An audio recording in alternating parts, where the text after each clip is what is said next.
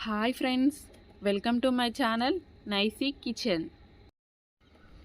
Today recipe వచ్చేసి Telangana special పచ్చి పులుసు అండి.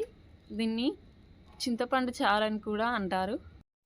ఈ పచ్చి పులుసు చేయడానికి ముందుగా కావలసిన పదార్థాలు: ఒక పెద్ద నిమ్మకాయ సైజ్ అంత చింతపండు, 1 ఆనియన్, 2 రెమ్మల కరివేపాకు, కొద్దిగా కొత్తిమీర, 2-3 పచ్చిమిర్చి, 1/2 టేబుల్ స్పూన్ జీలకర్ర, 1/2 టేబుల్ స్పూన్ ఆవాలు, కొద్దిగా పసుపు, 2-3 టేబుల్ స్పూన్ ఆయిల్. ముందుగా స్టవ్ వెలిగించుకొని పచ్చిమిర్చిని ఈ విధంగా కాల్చుకోవాలండి. తర్వాత ఒక బౌల్ తీసుకొని ఇందులో కట్ చేసి పెట్టుకున్న ఆనియన్స్, ఈ మిర్చి, కొంచెం గల్లుప్పునేసి ఈ విధంగా స్మాష్ చేయాలండి. తర్వాత నానబెట్టి వడబోసుకొని పక్కన పెట్టుకున్న ఈ చింతపండు చారును కూడా ఇందులో పోసి ఒకసారి కలపాలి.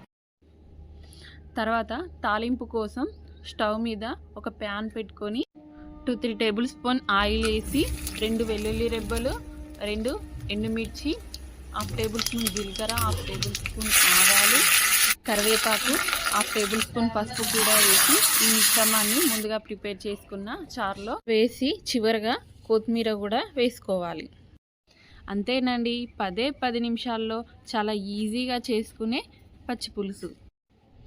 Thanks for watching and subscribe my channel.